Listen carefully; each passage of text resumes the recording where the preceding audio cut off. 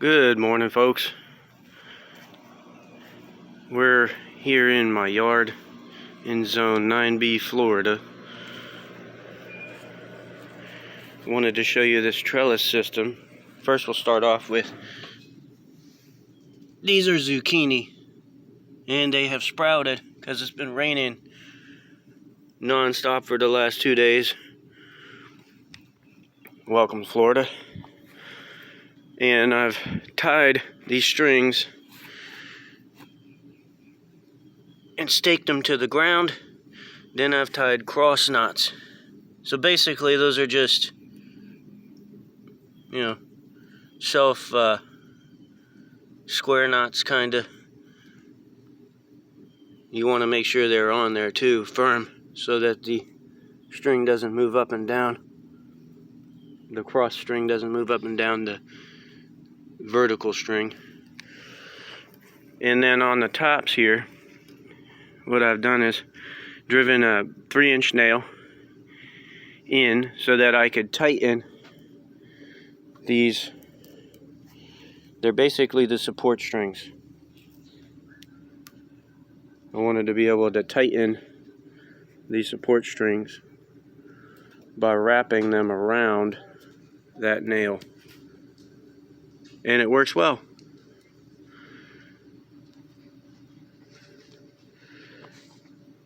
Now, you see over here, there's this trellising system that I produced. I don't know if I've ever seen anyone do this, but this is what I'm doing. And I'm doing it so that we can grow lots of gourds. I want to grow gourds, and I want them hanging. So we brought them up.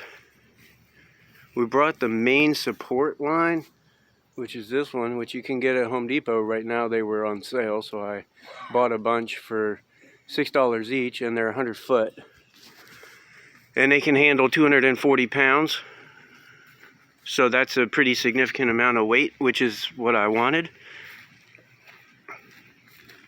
And then over here, you'll see what I did to fasten them to the tree. Now we've got all these sable palms, so I took advantage of that opportunity. It's almost like free supports for my trellising system. If you look up here, I drove 2 nails. For if this becomes slack, I want to be able to tie around these nails and do like a loop-de-loop. But I don't expect this thing to go slack for a while or be stressed for a while.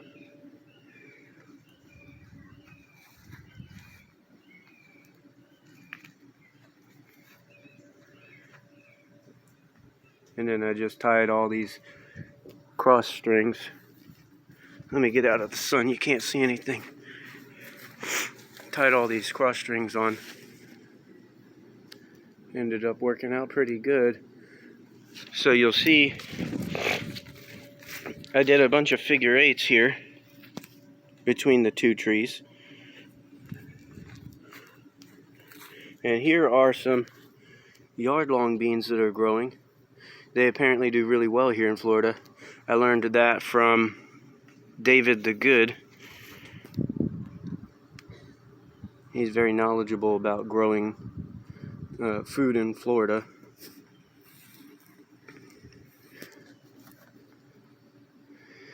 And then these beans just climbed up on their own up into the trellis system, so it works.